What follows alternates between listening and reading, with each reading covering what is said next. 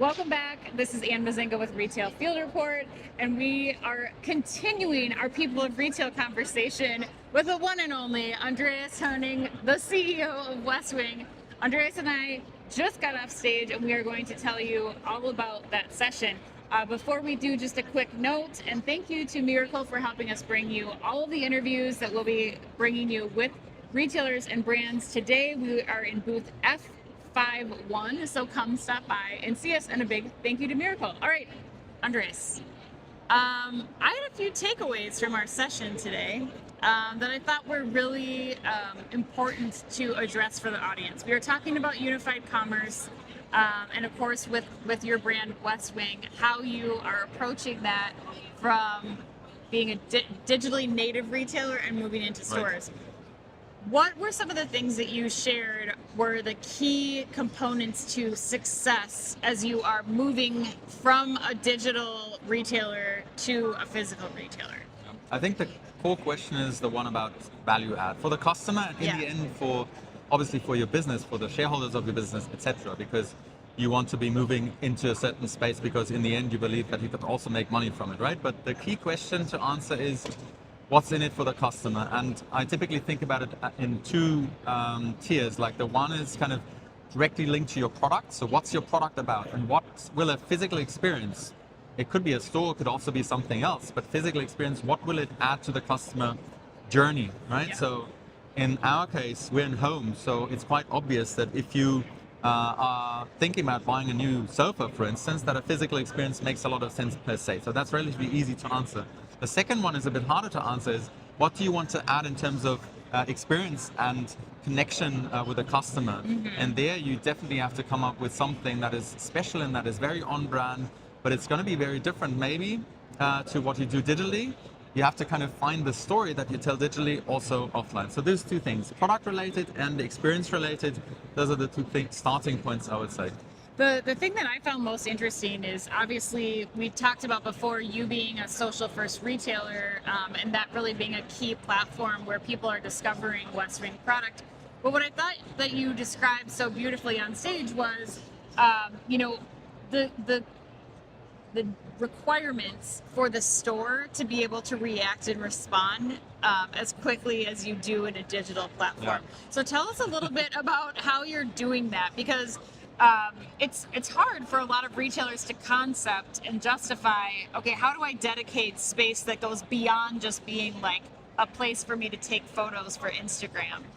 Tell us about how you operationalize taking that digital discovery experience into the stores. That's a critical question, because you want to actually tell the same stories across your customer universe, but digitally you can react super fast, as you said. In the physical world, you always need some sort of, you have to move physical goods. So you need a bit more planning, but you also need a team that can react fast. So if, for instance, you have a trend that is emerging on social, maybe also even within your area, your accounts, you want to then bring it offline, then you have to change the setup online, right? So you need a kind of a response team that takes care of that. Other than that, I think things travel in different directions. Sometimes things emerge in social or online and travel to offline. Sometimes also the other way around, right? So you can have, for instance, when you create an event in a store and that then travels into social, it also goes the other way around and sometimes back into the store again. So you have to be able to react fast, but it's never going to be the same thing as in digital, where you can just, create the next post or something. That's difficult. Well, and you said something funny on stage, like you can't just hire people who are prepared to post things on Instagram and then put them in a store and expect to see the same results. So how are you thinking about hiring and training and preparing your teams at Westwing to be able to do both? Yeah, so that's the core question, not just in hiring, but also in how they work together, right? Because a store team is going to take care of the store. A social media team is going to take up social media. Now, how do you put those together? And we are in hiring actually looking at profiles that actually have those two abilities, have the two experiences. But I think what you also have to do is you have to upskill your team and simply bring them together. So that also means that you're thinking about how you measure success differently, I imagine. So one, you're getting a culture on board with being prepared to do both physical and digital work.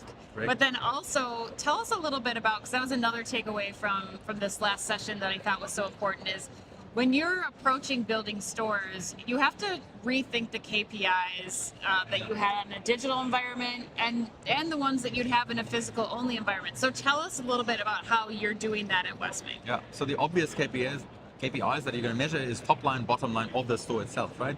But it goes beyond that. So especially when you talk about the experience aspect of a store and what it does to the customer relationship, then customers are going to visit your store. They're going to make purchases online as a consequence of seeing the store, visiting Right. the store, etc. So you have to measure that. So we measure a KPI that we call online catchment area uplift, where we compare zip codes where we have stores to zip codes where we don't have stores, for instance. Then other things you're going to want to be measuring is customer acquisition costs. If you know that you've acquired a new customer store, then you actually have to try to come up with, okay, what's the cost of acquiring a new customer there versus other channels? So you have to develop new KPIs to take care of the reality that they are the same customers. It's Right. not a different customer that you're serving on social media versus online versus offline. You have to create KPIs that take into account it's the same customer Right. that you are trying to get bring an experience in different types of touch points. Right. And Yeah. you'd mentioned one on stage too, which was this idea of like choosing the locations for your stores. Tell us a little bit about that and how I had asked you, like, so who is that a marketing expense? Is that a property expense? Like, how are you thinking about investing in these really predominant areas of real estate where you're putting some of your new stores? Yeah. So first of all, for us, we said we're going to test different locations. So we're going to test flagship store concepts. We're going to test concepts without foot traffic or with very little foot traffic in order to see whether our store can become a destination. And then we're also testing store in stores with partners. So different store concepts that we're testing and then trying to measure what is the success of those different concepts and then trying to decide which one we roll out in the end. That's what we're into. Well, one of the experiences and themes for your stores and your online experience is to live beautifully. Did I get that right?